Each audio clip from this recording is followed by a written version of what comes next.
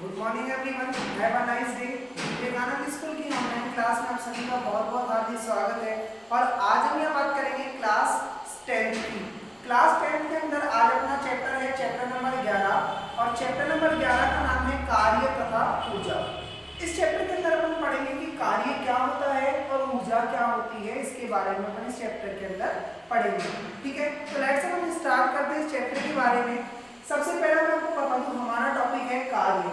तो हम कार्य के बारे में डिटेल से पढ़ेंगे, फिर उसके बाद में हम ऊर्जा के बारे में डिटेल से पढ़ेंगे, फिर उसके बाद में हम शक्ति के बारे में डिटेल से पढ़ेंगे। तो लेट्स अपन स्टार्ट कर देते हैं। कार्य क्या होता है, चलिए। कार्य क्या होता है, किसी भी काम को करना, जैसे कि खेलना हो गया, कूदना हो गया, बाइक चलाना हो गया, या फिर कोई भी ऐसा काम जैसे धक्का देना हो गया किसी गाड़ी को। ऐसे हमारे दैनिक जीवन के अंदर बहुत सारे ऐसे काम हैं जो हमारे डेली यूज में बहुत ज्यादा काम में आते हैं। तो अब हम बात करते हैं कि कार्य के लिए क्या होना चाहिए। कार्य के लिए दो बातें आवश्यक होनी चाहिए। पहला, वस्तु पर बल लगना चाहिए। वस्तु पर बल लगना चाहिए। दूसरी बात, वस्तु विस्थापित होनी चाहिए। वस्तु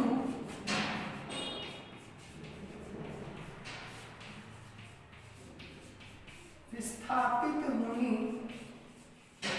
चाहिए। कार्य कब माना जाएगा कि हमने कोई काम किया है, कब होगा, उसके लिए दो दशाओं का होना, दो कंडीशन होना आवश्यक है। पहली कंडीशन ये कह रही है कि वस्तु पर बल लगना चाहिए, यदि वस्तु पर बल लग रहा है। और सेकंड कंडीशन ये कह रही है कि वस्तु विस्थापित होनी चाहिए। यदि ये दोनों कंडीशन अप्लाई हो रही है, ये दोनों कंडीशन यदि लग रही है, तो हम कह सकते हैं कि जो काम हमने किया है वो कार्य के रूप में परिवर्तित हो जाता है। अब बात करते हैं इसकी कार्य की। कार्य का सूत्र क्या होता है। कार्य का सूत्र होता है बल इंटू विस्थापन।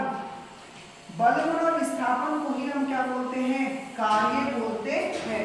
तो कार्य के लिए दो चीजें होनी चाहिए, पहला तो बल लगना चाहिए और दूसरा विस्थापित होनी चाहिए।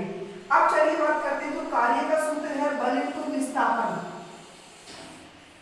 इसको अपन कार्य को W से डिनोट करते हैं, W से निरूपित करते हैं, बल को F से निरूपित करते हैं और विस्थापन को S से निरूपित किया जाता है। तो ये चीज आपको समझ में आई होगी। W बराबर होता है F dot S।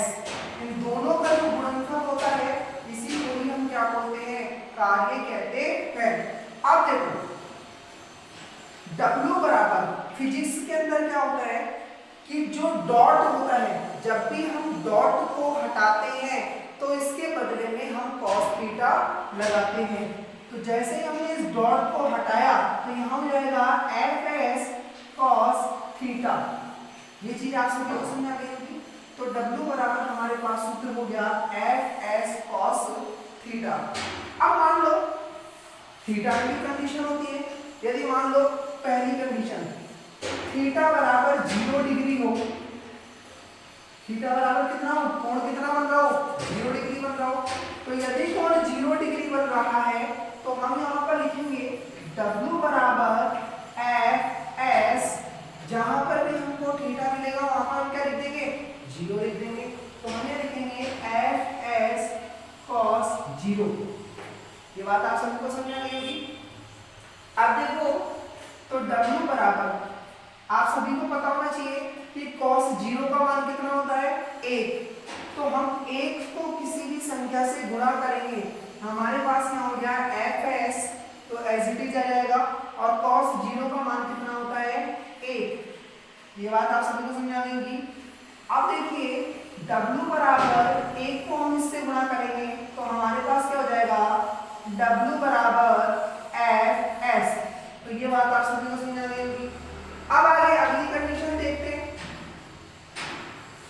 Second condition देखिए, यदि मान लो कि थीटा बराबर 90 डिग्री हो तो कोई दिक्कत वाली बात नहीं है। थीटा बराबर कितना दे रखा हो, 90 डिग्री हो, तो हम इस सूत्र के अंदर क्या लिख देंगे कि cos थीटा का मान कितना लिख देंगे, 90 डिग्री। चलिए लिखते हैं, तो हमने यहाँ पर लिखा W बराबर एफ एस कॉस 90 डिग्री। ये बात आपको समझ आ गई। अब देखो W बराबर हमारे पास एफ एस तो एच रहेगा, कॉस 90 का मान कितना होता है 0, तो हमने लिखा गुणा 0। आगे बात करते हैं, तो W बराबर किसी भी संख्या को या किसी भी अंक को हम 0 से गुणा करते हैं तो मान कितना आ जाता है 0, तो W बराबर हमारे पास कितना हो जाएगा 0 हो जाएगा। ठीक है, तो ये काम तो हो गया क्या मिनिमम, और ये वाला काम क्या हो जाएगा मैक्सिमम। तो दोनों ही कंडीशन हमारे पास आ रही है। ये हो गया काम मिनिमम, यहाँ पर W मिनिमम का मान कितना हो गया 0 और W मैक्सिमम का मान कितना हो गया Fs हो गया है। तो यदि आपको क्वेश्चन पूछा जाए, ये तो हो गया कार्य का सूत्र। यदि केवल एक नंबर में आपको क्वेश्चन पूछेगी कार्य का सूत्र बताइए, तो आपको ये वाला लिख देना है कार्य बराबर बल इंटू विस्थापन। यदि 2 नंबर में पूछे कार्य किसे कहते हैं, इसका सूत्र क्या होता है और इसका मात्रक क्या होता है, तो इसका मात्रक भी देख लीजिए एक बार। इसका मात्रक होता है जूल, या फिर हम कह सकते हैं न्यूटन मीटर। जूल को जे से दर्शाते हैं और न्यूटन मीटर को एन और स्मॉल एन से दर्शाया जाता है। तो ये बात आपको समझ आ गई। तो आपको यदि क्वेश्चन पूछे और 2 या 3 2 नंबर में आता है, वैसे भी यदि 2 नंबर में सवाल आ रहा है कि कार्य किसे कहते हैं, इसका मात्रक क्या होता है और इसका सूत्र भी लिखिए, तो आपको ये सारा लिखना है जो कि बोर्ड पे लिखा हुआ है। ये बात आप सभी को समझ आ गई होगी। अब आगे देखिए, यहां तक का जो है आपको पूरा लिखना है यदि 2 नंबर में ऐसे क्वेश्चन आए तो। ठीक है, इसके क्या होते हैं कई सवाल भी आ जाते हैं कई बार, तो मैं आपको सवाल भी करवा देता हूं। ठीक है, अब आगे चलते हैं, अपन सवाल करते हैं।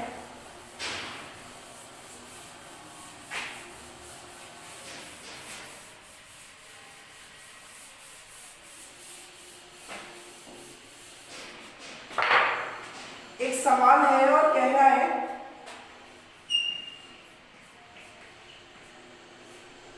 सवाल में बोर्ड के ऊपर लिख देता हूं, किसी वस्तु पर 5 न्यूटन बल लग रहा है,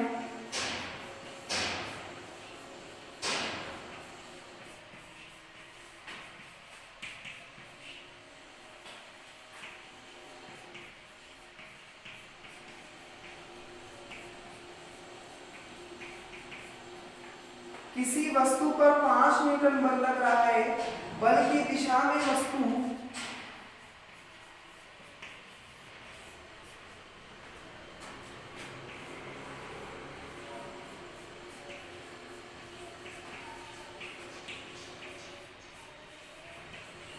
दो मीटर विस्थापित होती है,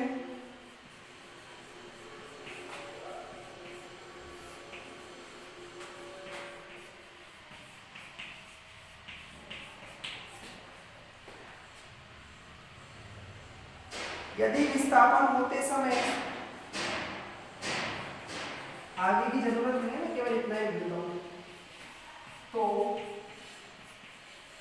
कार्य की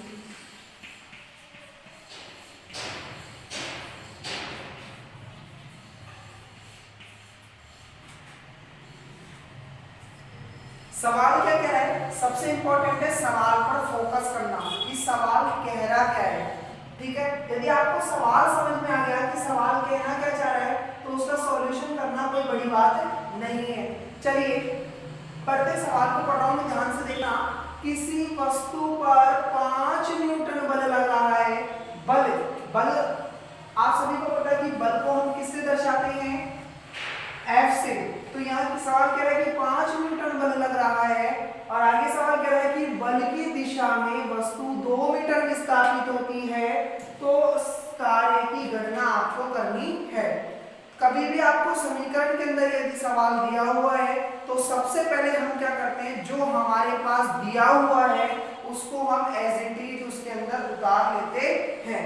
जैसे कि यहाँ पर दिया हुआ है बल, बल दे रखा है यहाँ पे पे कितना दे रखा है बल हमारे पास 5 न्यूटन दे रखा है, ठीक है। और आगे सवाल कह रहा है कि किसी वस्तु में 2 मीटर विस्थापित हो रही है, तो हमारे पास यहाँ पर विस्थापन दे रखा है 2 मीटर, ठीक है। ये दोनों बातें आपको समझ आ गई होगी। अब आगे बढ़ते हैं। आप सभी को पता है कि बल को हम किससे दर्शाते हैं, F से दर्शाते हैं। विस्थापन को हम किससे दर्शाते हैं, S से दर्शाते हैं। ये बात आपको समझ आ गई। आगे सवाल कह रहा है कार्य की गणना कीजिए, तो आप सभी को पता है कार्य को हम किससे निरूपित करते हैं, W से, और वो हमें क्या करना है, याद करना है। मैंने कुछ भी नहीं किया, केवल और केवल मैंने जो सवाल के अंदर दिया हुआ था केवल और केवल वही लिखा है और कुछ भी नहीं किया है।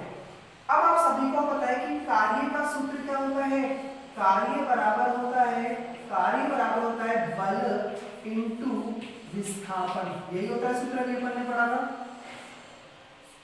अब देखिए कार्य को हम किससे निरूपित करते हैं, W से, बल को हम किससे निरूपित करते हैं, F से, और विस्थापन को हम किससे निरूपित करते हैं, S से। ये चीज आपको समझ आ गई। चलिए अब इस सवाल के अंदर क्या F का मान दे रखा है क्या, बिल्कुल दे रखा है। क्या S का मान भी दे रखा है क्या, बिल्कुल S का मान भी आपको दे रखा है, ठीक है। तो कार्य की गणना हो जाएगी। W बराबर F का मान हमारे पास कितना है, 5 है, तो हमने यहाँ लिखा है F का मान 5। S का मान हमारे पास कितना है, 2 है, तो हमने लिखा क्या, 2। तो चलिए आगे बढ़ते हैं। तो W बराबर 5 को हम 2 से गुणा करते हैं, तो 5 दूनी कितने होते हैं, 10। यहाँ तक किसी को दिक्कत नहीं चाहिए। अब एक चीज देखो, अभी मैंने बताया था कि कार्य का मात्रक क्या होता है, तो आप सभी को पता है कि कार्य का मात्रक होता है जूल, ठीक है। तो W बराबर हो जाएगा, कितना आंसर हो जाएगा, किया गया कार्य 10 जूल होगा। हम क्या लिखेंगे कि जो हमने कार्य किया है वो कितना होगा, 10 जूल होगा।